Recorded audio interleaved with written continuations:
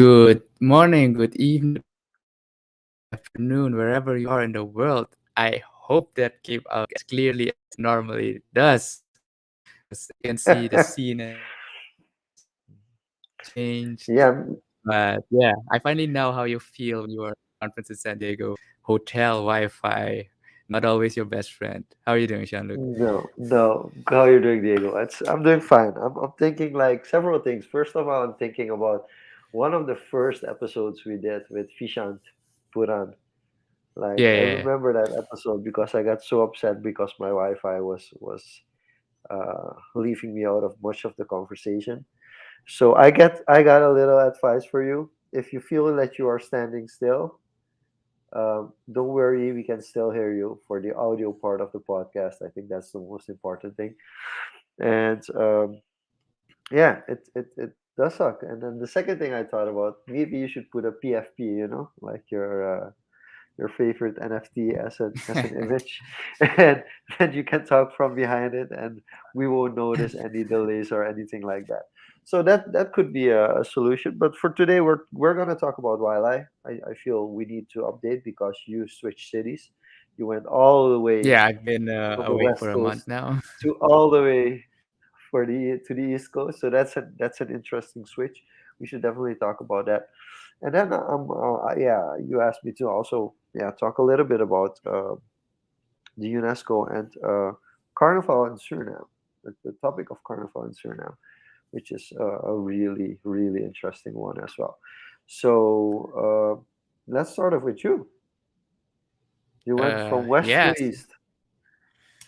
Yeah, so I was the past 4 weeks, basically 1 month. I was in Portland, Oregon. That's in the northwest of the US. So if you open up the map, pretty cold there. So and landing here in Washington D.C., where I'm at now, is different temperature. There's actually a storm going on now. So everyone was planning to go out see the monuments.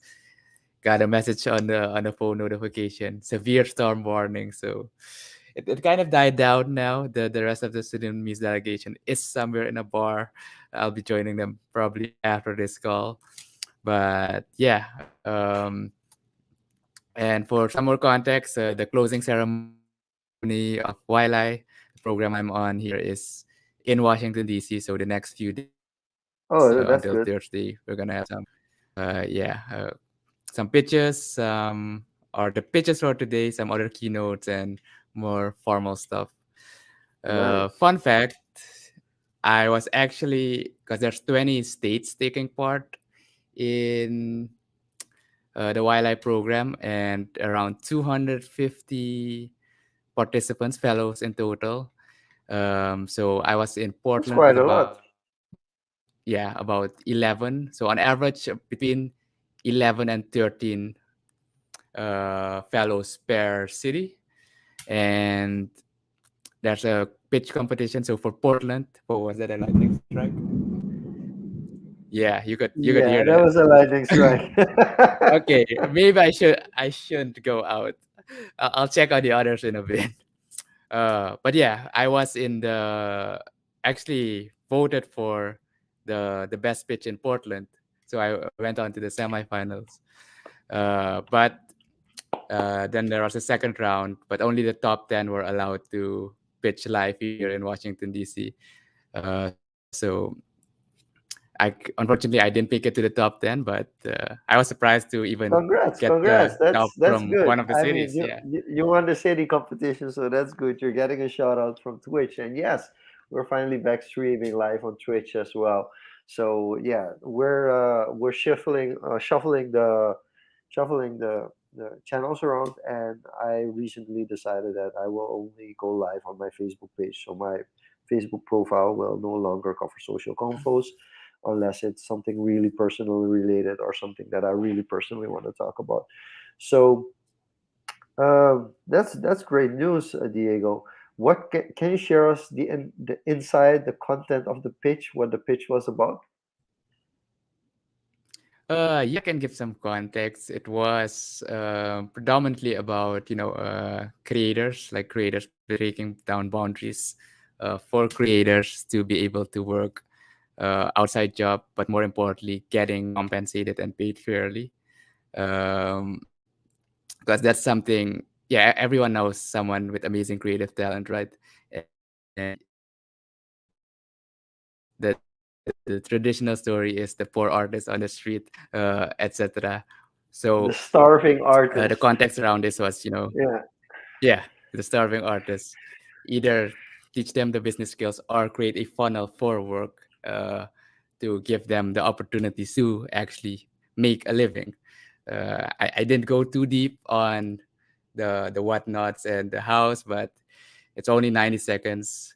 So you could say we didn't go the territory of what we usually talk about on NFTs and stuff like that. And it's very, very, um, yeah, choose carefully. But I did get a lot of compliments because while everyone was recording their pitch in, a home like this or in the whole building, I actually recorded my pitch in front of a snowy mountain on a hot summer day in just a shirt. And Oh, yeah, nice. Oh, nice. Yeah, yeah, so yeah. I think that Style that point. was the edge that got me the votes for the So you city. should have you should have taken it up a notch, like for the semis. You should have been like No, but on a but here's boat the or thing. something. You can it was the same pitch video, so it was just a nationwide vote instead of just the city vote. So it was the exact same video. Oh, okay, But okay, yeah, okay, okay. there's a heavy Latin representation, so some unconscious That's bias good. might play a role as well. So, So but how like is every is like every country represented in LATAM in the Americas, or I are there countries that have more representation than others? I think most or all of the countries are represented, but not evenly. So on average, we have a delegation of like I think 5 people, but countries like Colombia and Brazil have like 20, maybe a bit more people. Mexico is pretty big too. So yeah, the the the, the Caribbean is kind of very in the minority, so to speak.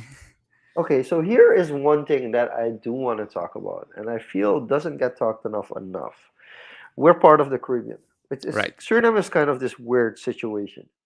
We have a CARICOM passport. We're part of the This is Caribbean. exactly the We're explanation I located give to people. we're located in South America, and we don't really know whether or not we are considered LATAM because we don't speak Spanish.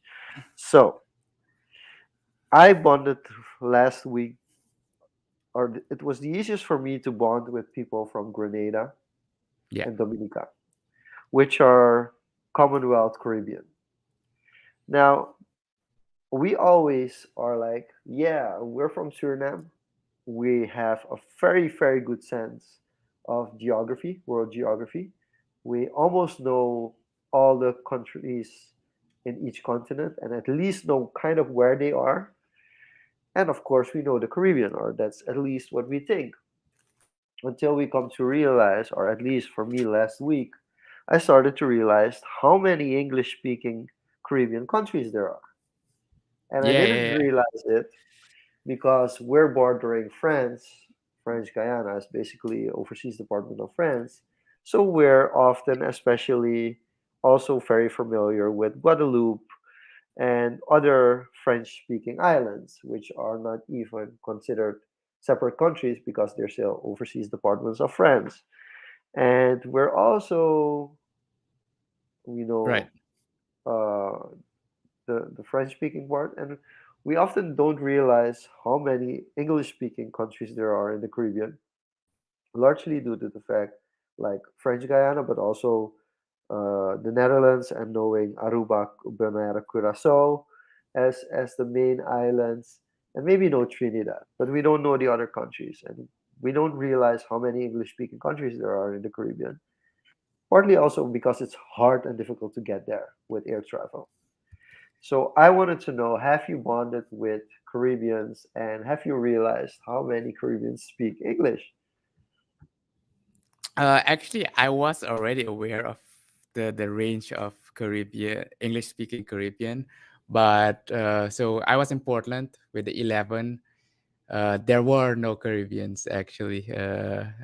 So most of them were two Braz- two Brazilians, and the rest was Central and South America. So it was all Spanish, and me and So how's your uh, Spanish? ¿Hablas let's español? just say Un poquito, poco. poquito, yeah, un poco. Let's just say when we went on the road trip and I was given directions and my life depended on it, uh, I was able to give directions in Spanish. Derecha, derecha, derecha. Próximo. But that's kind of like because we do get Spanish and Because I the highways here, yeah, if you miss yeah, an exit here, it's like a full yeah. roundabout that you gotta make. But yeah, today was the first day of the closing, so I did meet some Caribbean folk from the Bahamas, Jamaica, I think Trinidad and Tobago, Grenada as well. So yeah, and I do share your sentiment. It is easier to bond culturally with some Caribbean folk, just because aside from I also met some from Curacao, so having someone to speak Dutch with was kind of a nice touch again. Um, but yeah, the majority it's hard to enter a conversation when the group's big and they speak Spanish, and And it goes fast. yeah, you It can't goes really really fast. Yeah. hear a topic and give your 2 cents on something, or just introduce yourself without breaking up the rhythm and everybody having to switch. Yeah. Evening to Jill as well. We were just So talking about Curacao. So yeah, that's kind of so Jill, so culture. I felt you probably heard the word and you popped into the stream. But yeah, so I think it's interesting because I recently, yeah, last week I was around a lot of Spanish speaking people as well. And if they were talking slowly, I was able to understand what the conversation was about, but Yeah, I wasn't able to get the full detail and also not be able to converse. So, and then you already feel like, wait, I should have paid more attention in class, in Spanish class. Uh, Aside from ¿Dónde está el baño? You know, no, but you want to be to be able, you fair, want to be, yes, yeah, yes, you can learn Spanish, go through official courses, but you gotta practice it. And you if, gotta if, if you constantly continue to speak with if you people don't that have speak the like language. a counterparty to Yeah. continuously talk with it, or live in an area for a few months in a Spanish speaking country, you you're not You gonna lose be it. enforced You're just to gonna learn it. Yeah, you're gonna lose it. But then again, it's something like the generation of our parents kind of had to speak like five languages. Like most of them spoke Dutch, English, Spanish, French, and maybe one more language, German or something, you know, or yeah. Portuguese. And we don't have to do that basically anymore because in most countries you can get away with English quite well. There are a certain set of countries where you can't, I but in most I cases would you can get say, around with English. if we're talking about languages, just to stay on the topic of languages for a bit, yes, English is probably the most spoken language statistically still in the Western countries. If you, In the Western Hemisphere, I yeah, would say, yeah. and then I think Spanish is the second biggest one. And if you want to pick up a second language, I would suggest Spanish or Chinese. Yeah, it's- you'd be Not surprised French. to no Chinese. Okay. So here's the thing about French. They're not. I think Spanish is more than French, but If you're it's interested in harder. going to Africa, It's then I'd say French, yes. yeah, yeah. But I would for say like the thing with French is it's very simple. It's French speaking countries that I've been to. It's harder to get around in English compared to the Spanish speaking countries in general. yeah, but how often do you go to a French speaking country? Yeah, that depends. That totally depends. Right. So that's the topic that Joe was pointing us towards. Like we live in a Spanish dominated continent.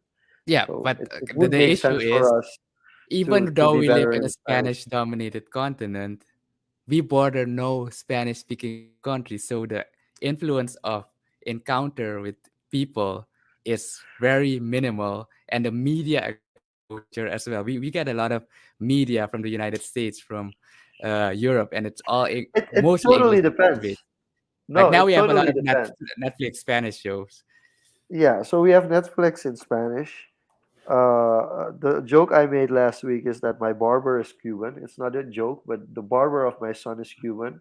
So if I want to learn to speak Spanish, I can definitely start there.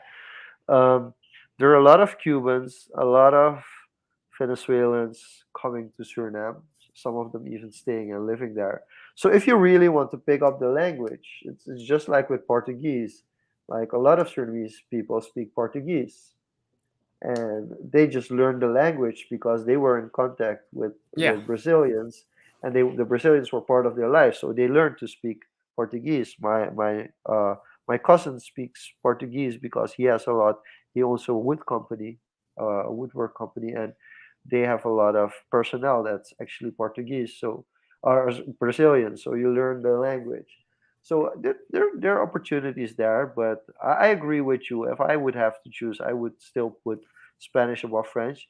But one of the most difficult things is transitioning between Spanish and French. So when there's a situation where you're speaking with somebody in Spanish and then you have to transition to speaking somebody in French, that is totally killed. That's something that definitely I wouldn't be able to do. And here we go again. Three, Okay, two, I think the one. thunder just true, but on Jill's comment on choosing French over Spanish, how many schools provides French lessons as well? Spanish is still pretty common. Um, Spanish is still but yeah, pretty common. and That's true. That's true. but do still stay on the my position on like either Spanish, Chinese, and English. If you master those three languages, you'd be able to move around basically anywhere in the world. Funny thing is, I actually met a guy today from the Bahamas, and when we connected, went on his Instagram, and he had two Chinese characters. Oh, So interesting. yeah, a Creole guy from the Bahamas, two Chinese characters in his name, and I could semi recognize them. I didn't know the full characters, but the characters have radicals, right, and sounds. So I was just guessing based on the radicals of the characters, like, is this what is how you pronounce this? And he was like, yeah, you got it right. So it Oh, was nice, an interesting way to nice. bond with someone from the Bahamas over Chinese, because he traveled over Asia on a ship and learning that language a bit. So that was an That's pretty interesting cool. That's encounter pretty today. cool. And that's why I say on the Western Hemisphere you would go for Spanish. On the Eastern Hemisphere you would go for Chinese. Yeah. I think if you would make that distinguishment, then it would make sense. Which still leaves a lot of continents and countries out of the Yeah. equation, but at least to have a little bit of an idea. So right now you're in Washington D.C., kind of to close off the YLAI project program, or at least this part of it. Um, and I got invited by the UNESCO to go to Santiago de Cuba to partake in a workshop on the celebration, actually the organization of carnivals and festivals. And it was really, really interesting. Okay. We will definitely have guests on our show that organize festivals and carnivals around the world, S- and so those are also planned for the next month, Diego. So before you go Yeah, on with the UNESCO update, just some yeah. context on Cuba. So the last time, or when I went to Cuba, I think it was what, 6, 7, 8 years ago that I visited Cuba, and how is this situation in Cuba now? Like accessibility in you had troubles with internet. Like is it still like a two currency system for tourists and the locals? So here's the interesting thing. I Uh, don't know how deep I want to go into it, but there should be more talk on how Cuba had a stable coin before stable coin was still a thing. right. So I think that's one of the most interesting things there is. What recently happened is that they let go of the stable coin, Okay. and that has led to a massive inflation, informal inflation, because in the formal sense, uh, $1 is still 20 pesos or something. In the informal street value, it's above 100. So yeah, I would say there definitely something that changed. But I have to be honest that I didn't have a proper experience as in a touristic experience Mm. because I was there for a program. Um, I was fully hosted, so I big shout out to the UNESCO. They arranged everything, everything, and I didn't have a lot of time to, aside from the Fiesta del Fuego, which was part of the invitation to go to Santiago de Cuba. We went to Santiago de Cuba because there was a Fiesta del Fuego, the fire festival, not to be confused with the fire festival of Yes. Netflix. Please don't I confuse the still two. need to watch that show, but yeah. So it was the fire festival, and we got to experience that firsthand, which we experienced the parade. The parade of the fire festival is like a carnival parade, which is really good to see. Which brings me to carnival in Suriname. So if we would just talk about the parade part, just the parade, nothing else on the carnivalistic experience. If we would just talk the parade, I would say the AVD, the Avondvierdaagse in Yeah. Suriname, is the closest thing to a carnival. And the only argument to be made why they don't consider it that way is simply due to the fact that it's more focused on health and there is no real party aspect to it. But And it's what is the according to the UNESCO the what is a carnival no, according to no, the UNESCO? I think they broaden the scope towards festivals because there's an interesting thing that happened. So the first thing you have to remember that it was a UNESCO event, and I think I can't fully 100% claim it, but I'm pretty sure all the participating countries that were there included UNESCO World Heritage Sites within Mm. the city that was participating. So we were talking about Spain, Cadiz, France, Nice, uh, Dominica, Grenada, Suriname, Cuba. I hope I'm not leaving anything out. But Was I it think it, like more? and Haiti, of course. And Haiti was interesting because Haiti was, first of all, the funny thing is that the director of the Jacmel Festival, Carnival, is called Sean Luc Kenson.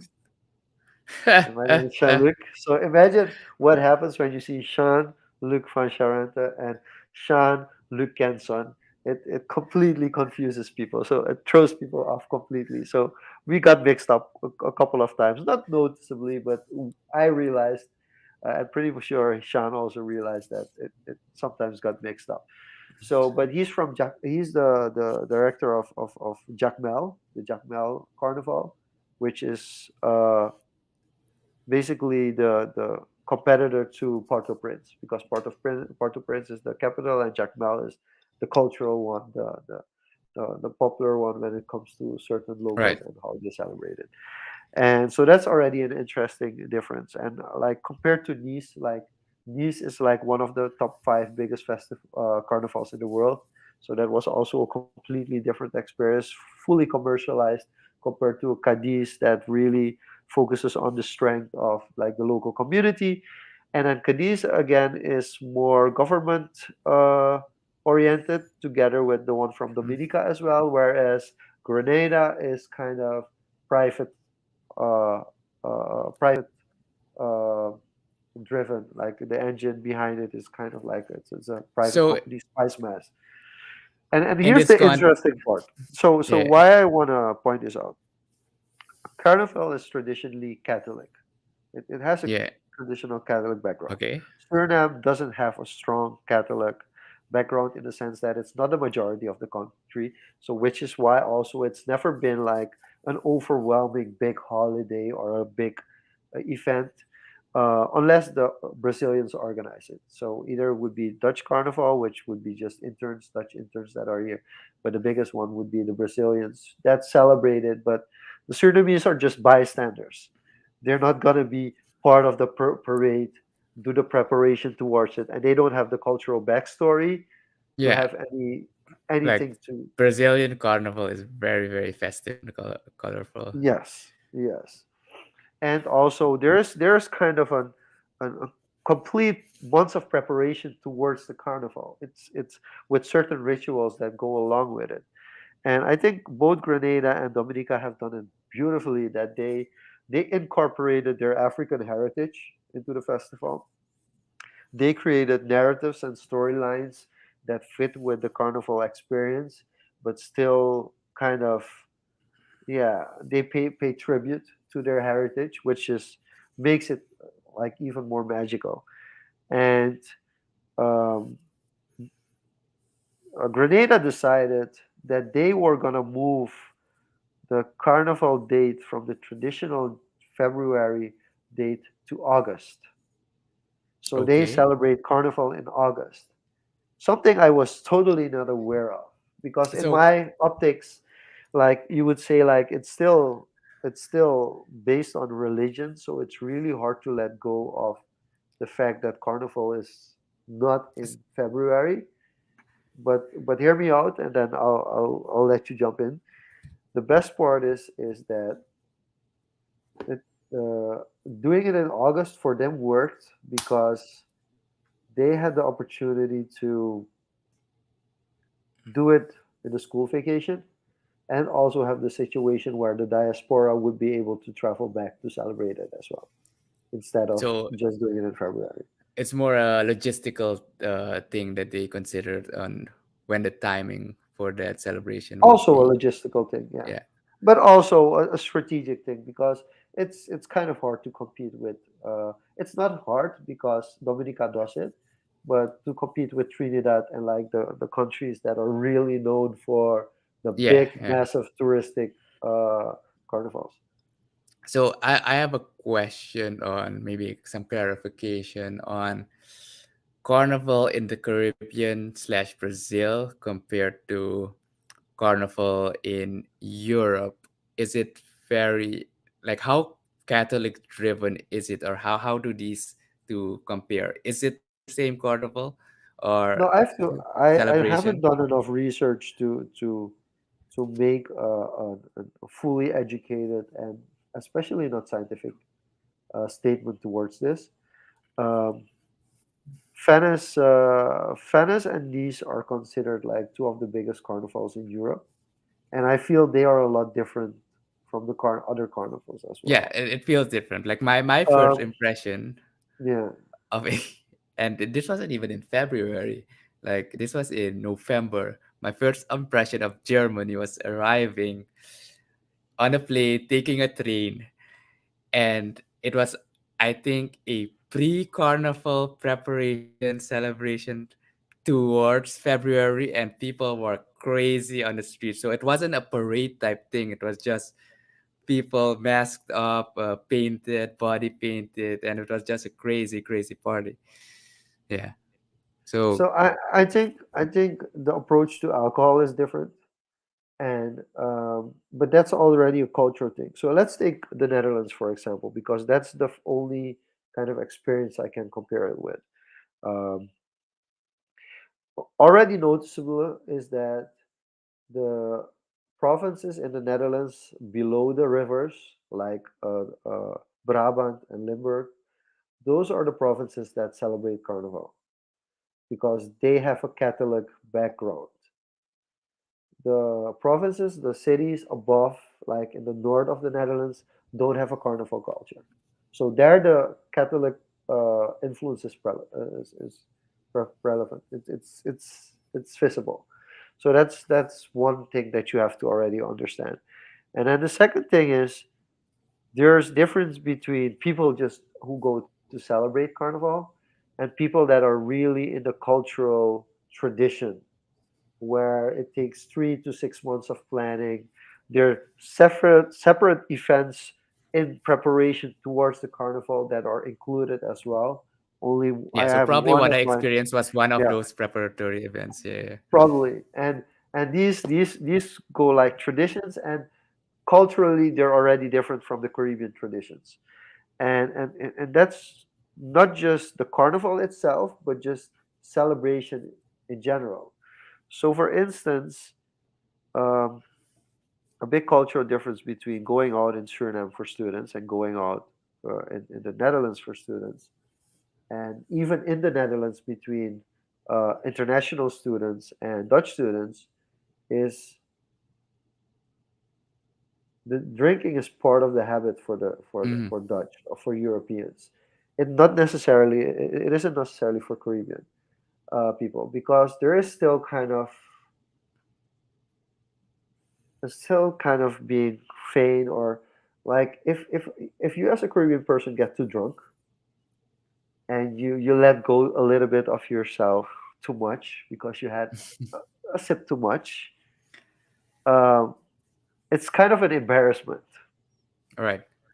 right? It's kind of saying like, oh, people will, and it's because it's a small city, so oh, like remember that time you were drunk and you were doing this and you were doing that, and there's a lot of shame in it and a lot of embarrassment. So that's culturally different because in the Netherlands it's or in Europe it's perceived differently, and I can't fully explain, but it's just a difference in approach. It's not that. Um, there's no shame to it, but it's approached differently. It's not spoken of, or people will not like It's make a big more deal out like of it. people don't care. Like basically, people go crazy No, that you're one having fun. day, and the next day is Yeah, it's just back to yeah. the usual. And I Yeah. don't like So that. give me 1 second. Yeah. Okay. And Yeah. No, I I'm yeah. listening, but Okay. I just need Yeah. to do one thing. I really don't like that. So I don't like the that kind of carnival. So I move away from it. I'm more Back towards to yeah, yeah to Carnival in Suriname. So yeah. in a way, like as you said, the Api Day isn't really considered Carnival because it is not It's more towards health. The focus is really on health, health. like the Yeah. health of the community. And I've taken pictures myself of situations at hotspots during the AFI day where I was like, this is carnival. But it's also not the culture. There is an entertainment, there is a show, there is a performance. Um, but it has a different ring. It's more to entertain, and I think what for me the one of the things that I'm taking with that as well is to actually do kind of include the Afe Day with preparations to our Oroyari celebrations to Surifesta, because I do think there's a strong link on how you can work together, and we are not taking advantage of that enough. So one of the things that I realized is that our country doesn't get represented enough at international events, and um, True. just imagine if we would have like a brass band, a Surinamese brass band that won the brass band of the year in Suriname, that would go to all the different Caribbean countries during the year and perform there on the streets. And just imagine that you're a small boy or girl from Trinidad or from Grenada or from St. Lucia, and you're just sitting on the street during a carnival parade, and a Surinamese brass band comes by and starts really getting into it, you will remember that for the rest of your life. And you will remember that band from Suriname making you want to go to Suriname. And Yeah, that's something we don't use we enough don't as kind of a, leverage. Yeah, we don't leverage it at like an all. an invitation to It's an open invitation to attract Suriname. people. So that's something Yeah, that was definitely one of the takeaways.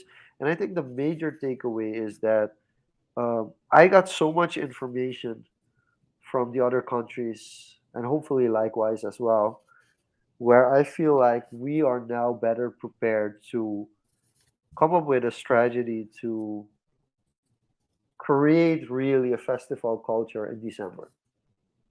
Because for most people, it's just living up to the 31st. yeah. Right? You have your That's Christmas what it's break built around. in between the family. And that's normal because with Carnival, it's also often building up to the parade. So there's a similarity there. But all the cultural events that can go around can be built around it. And the thing that makes it difficult is you have to be aware that we shouldn't lose our culture because like even with our generation, we're not fully aware of what Kaseko and Kawina means to the world and how special Kaseko and Kawina are as art forms. And you And could the play a roots Kawina to like or Africa. you can play a Kawina or a Kaseko beat to somebody from Ghana, and they will go insane. And we've seen that with I think it was Real PMX, is a YouTuber that responds to music videos and music from different countries, and his Suriname content really blows up every time, which gives us an idea like, hey, we should do more with our culture, and we should export our culture more, but we just don't know how to do it. So that's definitely one of the topics that I'm taking away as well, that we should not lose that aspect, because it's really important to know that uh, Hmm. on the 31st, there's one street, the Domineestraat in Suriname, is the street for the live music. And that's where most of the Kawina and Kaseko bands play. But as the music charts start to change, the music on the stages also start to change. There are less brass bands, which makes you think like, should we incorporate that more as like we have to include brass bands and the marionetta as part of the celebration? How can we kind of make sure that the culture stays there, but not only for those days, but starting in schools, Yeah, like spread out over the years too. making Kaseko and Kawina part of the cultural education for local Surinamese, that they're also aware with that. And when that starts, automatically, because that's only basically one, two cultures, and we have much more than that. We have Indian heritage, we have Indonesian heritage, we have Chinese heritage. So if we kind of bundle that all together, we are like in the most unique place in the world, because we will be able to put something together like a la Condre together that nobody else is able to put together, because we are like one of the most diverse countries, not only in the Caribbean but in the world. So there are a lot of cultural strengths Yeah. that currently we're not leveraging, and that's one of the things that So, definitely stood out. do you think like that because there are so many culture, because there are so many mix, um, that the lesser known cultures are, uh, heritage backgrounds, it makes it too fragmented, making it easier for like Western and we're gonna go into question from Twitch in a bit on Asian culture taking over, because that's kind of mass produced. It's kind of getting penetrated to the wider community. How do you see that? Yeah, Is it I'm not sure if that's of or that's the real reason, or that we're using it as an excuse. Because let's go to the bigger cultures. Let's go to Holi. So what Guyana did is Guyana created mash. Guyana said like, hey, Carnival and Holi are really close together. So let's just create one event and we mash the two together. The full name Oh, isn't that's mash; cool. it's a little bit I didn't longer. know that. But in Guyana, they celebrate mash, and like that's an Yeah, yeah, option yeah. as well. But the That's thing interesting. why, That's actually interesting. but the thing why we don't do that is again in Suriname, the Catholic base is not has not been strong enough that they would ask for that as part of a national holiday. And the second part is that Holi is too big in Suriname. We celebrate Pagwa, Holi Pagwa. We celebrate that as an actual national holiday. Yeah, We consider it, that is an event. Like yeah. it is a big event in itself. It's really a big event. We consider that as a national holiday. It's for everybody, not just those with Indian heritage, but Yeah. everybody celebrates Holi.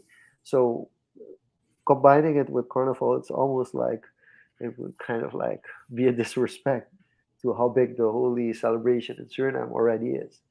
Even though, Well, and that's you call it. Maybe it's a disrespect, but who knows? Because you're trying to create something unique here, right? A unique experience. yeah, but it's not unique anymore So, because Guyana already did it.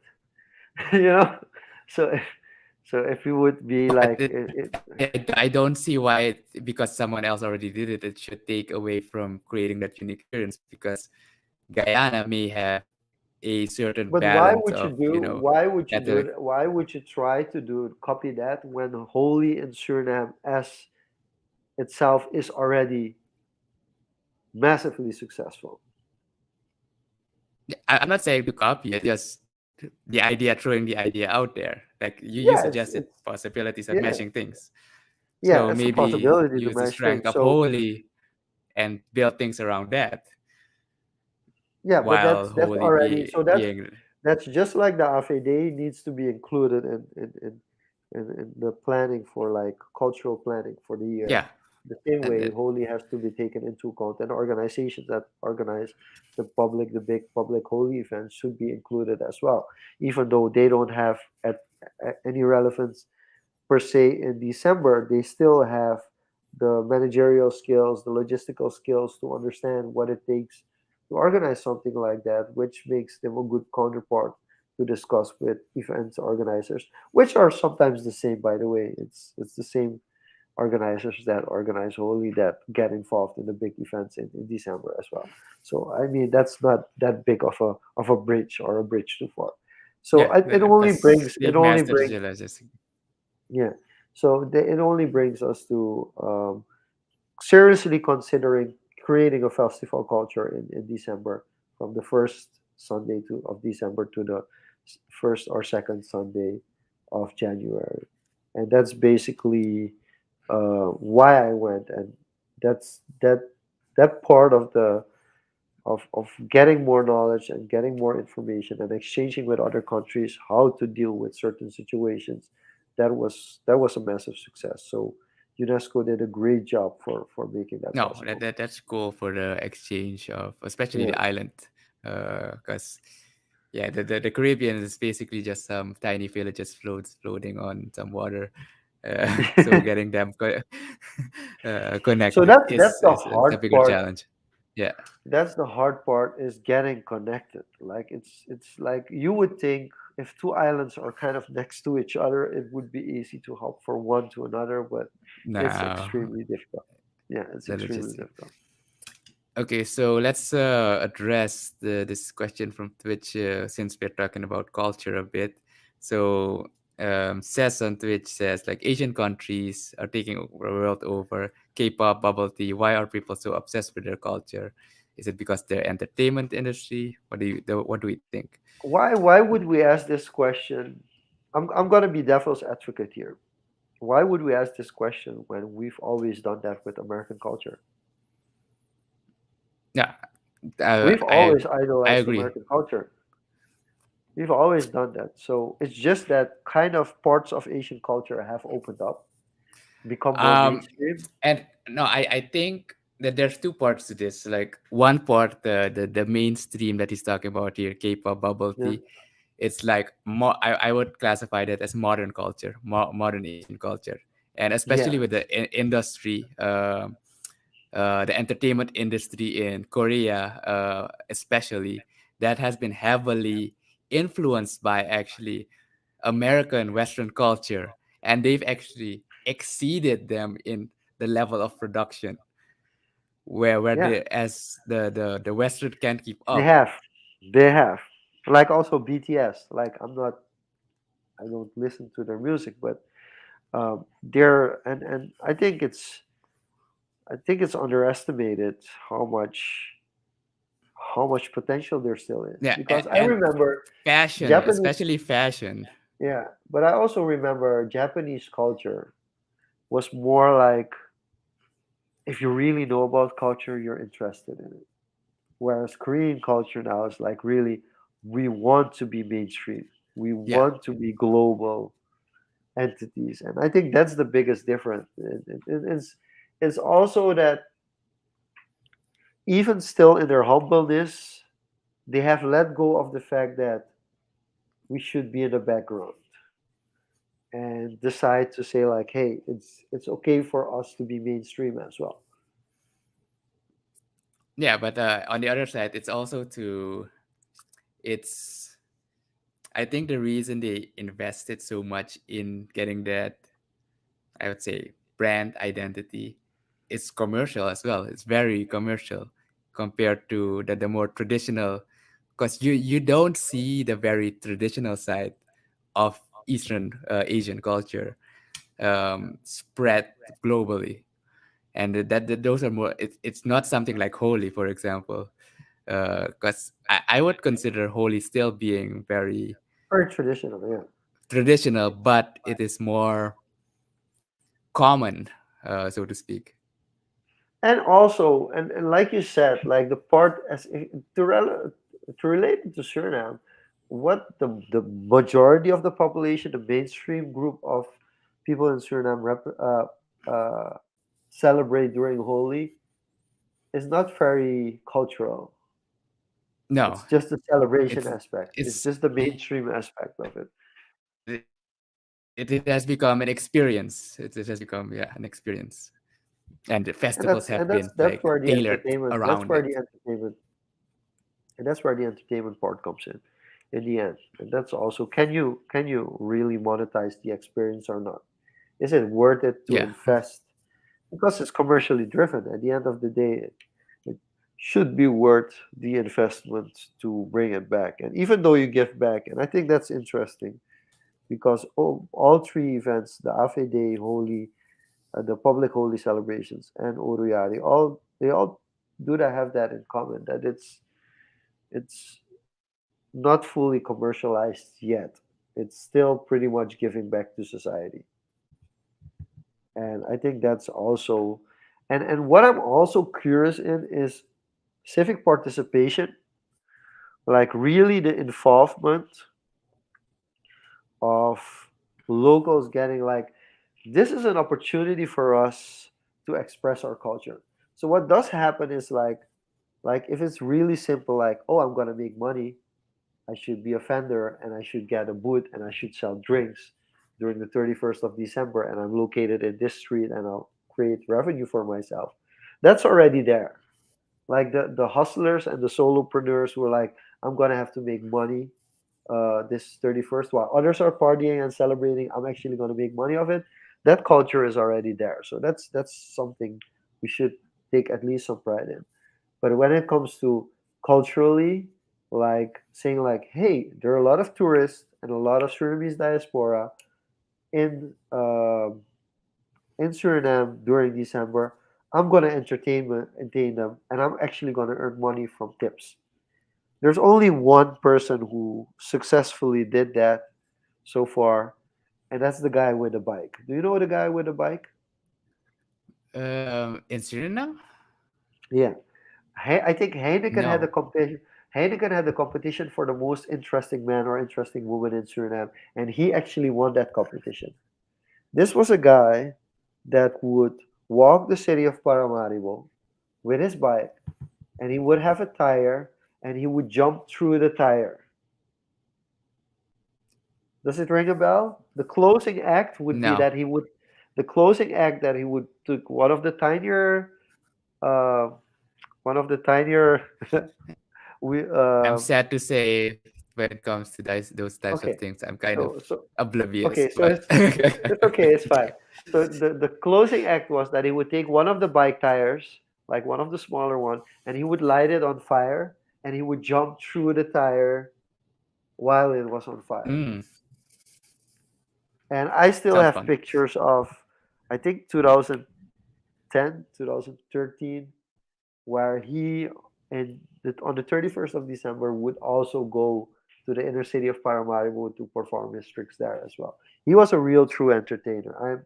I'm not sure if he no, I haven't seen him for a while now, but that guy was a true entertainer.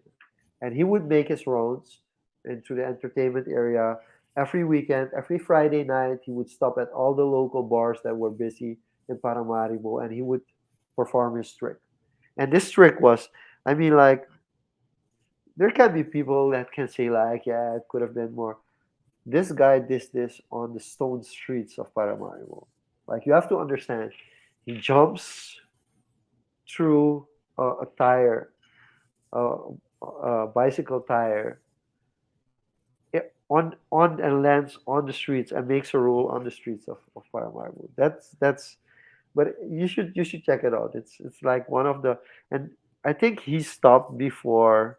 There's some after movies, Oruyari after movies where I've seen him perform as well. But I think he So stopped is right this around the time. pre social media hype? No, it was pre-video, like mobile video. Like Mm-hmm. if he would be around now, he would be going Yeah, viral all the time. But back then it was mainly just pictures, and then you had one gut shot of him jumping through the fire. But if it would have been now, there would be multiple TikToks and Facebook videos and Instagram stories on this guy. And I'm really yeah. curious for people who are listening to this, uh, for from them to hear if they're familiar with the guy I'm talking about. Nah, that But sounds very but that's niche. the But fact that there was just one guy, and everybody that went out during the time period that I'm talking about will know who I'm talking about.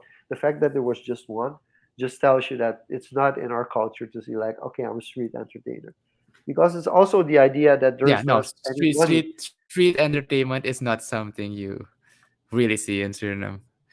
No, it's not. Like It's just not people a going out. which is weird, because you could also say, but I think it's also a logistical thing that it's not that big of a deal. Because if I were a brass band, I would I would just go out and perform and use that as practice. But it's a different. It's for me. It's really easy to say, but the logistics behind the brass band are also quite difficult, because you have to be able to carry all the instruments as well. And yeah, that's something that I do feel like we should look into more, to at least provide a platform that these cultural performances also get done, like during the month of December, that people get more enthusiastic and more excited about it. Yeah. So we've covered a lot on culture, language, kind of a breath of fresh air from the more tech and marketing stuff we usually talk about. So to close this off with some quick over unders, we can do three each, and Three, let's just let's do keep two. okay two each, and let's see if we can keep it in the theme of Oh no, culture. I'm already jumping back to next week when we're going to talk about crypto and NFT again. So Okay, okay. I'll do one cultural over under and one uh crypto related All over. right. Let's warm up. Yeah, you can go first. I don't want to steal yours. No, don't worry, you're not gonna steal. But let me go first. Um, Locally produced beverages, underrated or Un overrated? Underrated. Um, Locally produced beverages, underrated. And one of my recent experience here kind of emphasizes why I'd say it's underrated, because it has a unique backstory, unique taste, and a unique story usually associated with it. And to give some more context, I was in the past 4 week in Portland, Oregon, and that area has the highest breweries per capita.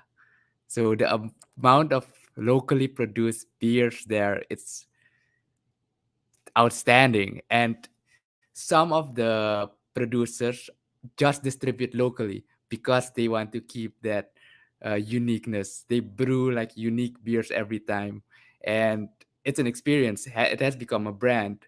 So you don't need to necessarily scale to mass production to do widespread export, maybe, but tailor to locally produce production for a unique experience is also a way to go. And tie that into more a cultural experience, what we've talked about. So that's why I say it's underrated. And then to Interesting. stay on the topic of drinks, bubble tea, which has been commercialized a lot, so overrated, underrated.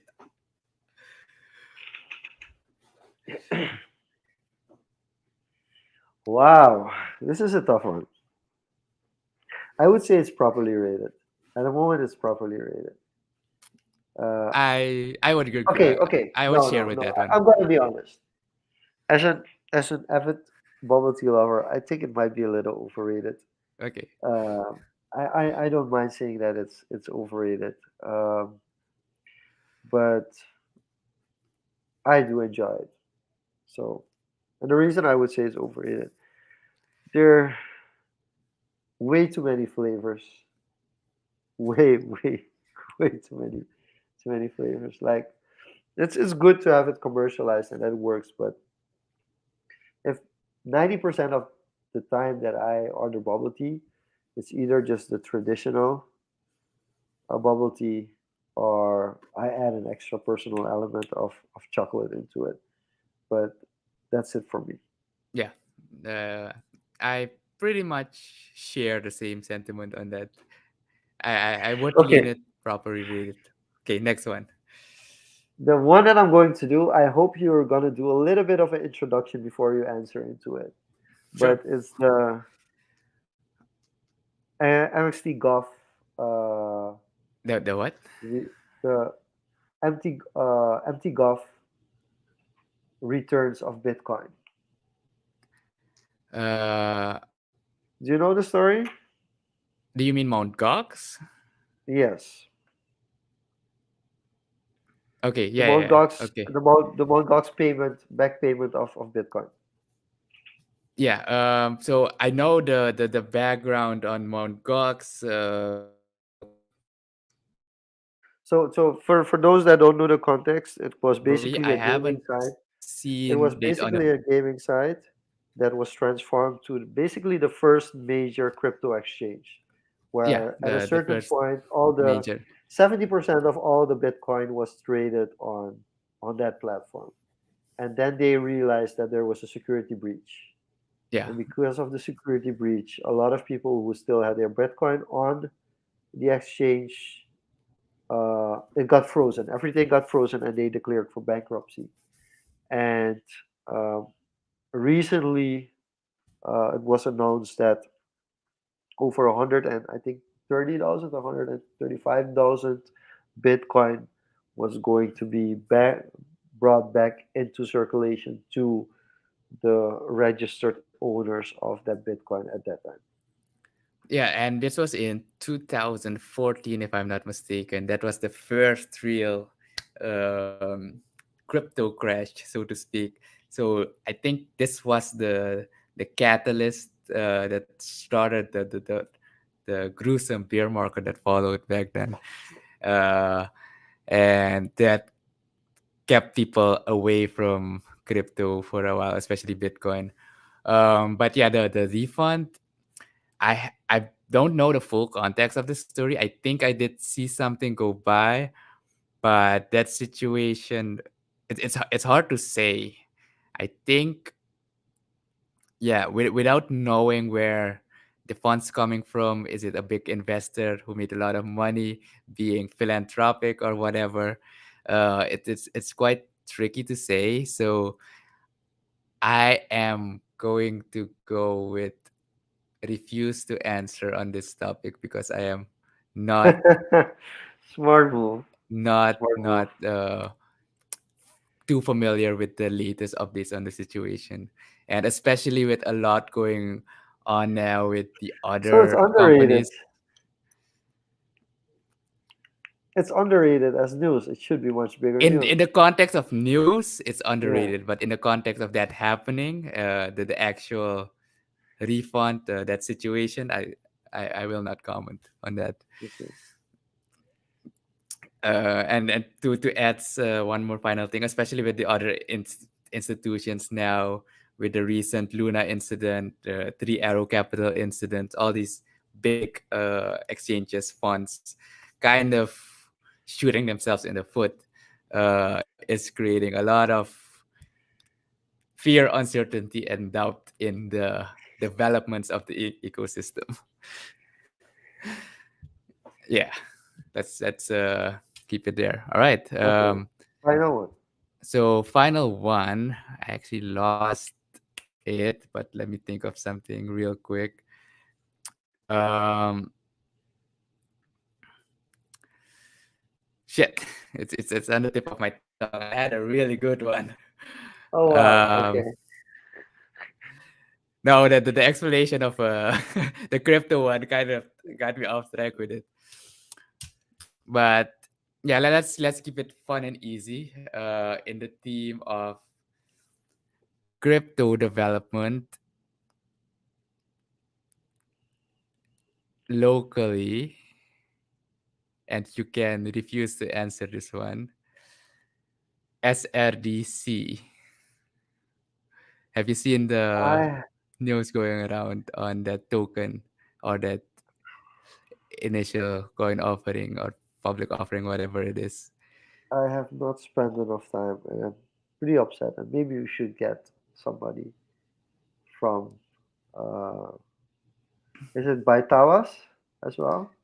I mm, I don't think it's by Tawas itself. I think it's a how do you call this, a separate organization set up, but it is. I think there is some relationship there. Because if so, we should get Anthony to tell us more about it. We should just invite him as a guest to talk a little bit more about it. Because otherwise, I'm not. I haven't researched it at all. I'm not very. I'm pretty skeptical on stable coins in Suriname because the backing is gonna be so hard to do, so hard to do. So that's why I'm very skeptical on stable coins, and especially on stable coins once they let the stable coin go, and let the pack go. That's when it's really hard to keep the pack, and I'm experiencing that in games. So in crypto gaming, I'm experiencing how hard it is to keep the pack, even with you're just basically buying trust, as I Yeah, would call it. And buying trust if you don't have deep pockets is a scary, it's very scary thing. So you need to have a lot of backing, whether it's public backing or somebody privately supporting the initiative. Um, so while I do support the concept behind it, in a practical matter, I'm I'm always scared of these kind of projects. right. And Yeah, as many people should be, if yeah. I think. Yeah, I'm not a big YouTuber with millions of followers who had millions of dollars worth of Luna. On the contrary, but I had a discussion with somebody today, um, because our guests of next week are actually having an event in Suriname here on Thursday, and I was Okay, yeah. As we close off, why don't you give yeah. us some prep for next week, and then So next week we will be talking about NFTs and of crypto and NFTs with it's gonna be a full picture because we will be talking with I'm not sure if there's gonna be four guests or just one, but we will be talking about cryptos and NFTs, especially from a generation that is studying now. So because that's mm, interesting.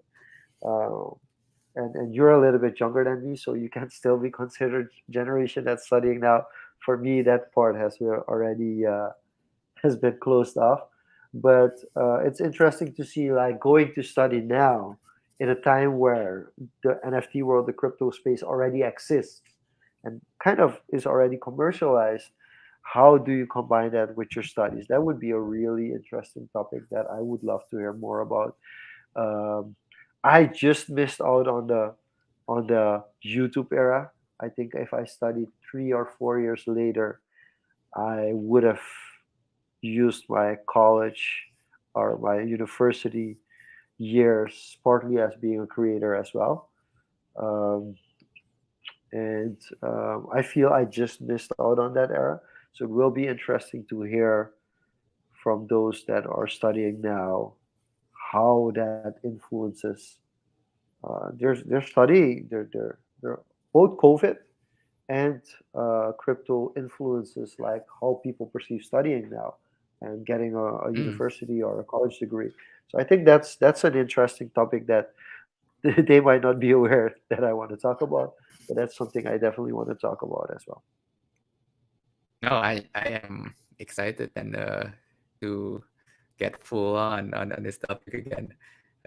Cause guess I'll have to get back on Twitter. But Yeah, yeah, definitely. this was a I'm actually getting back on D-Bus as we speak. That's something that I've let go, and I really want to get more out of that as well. awesome.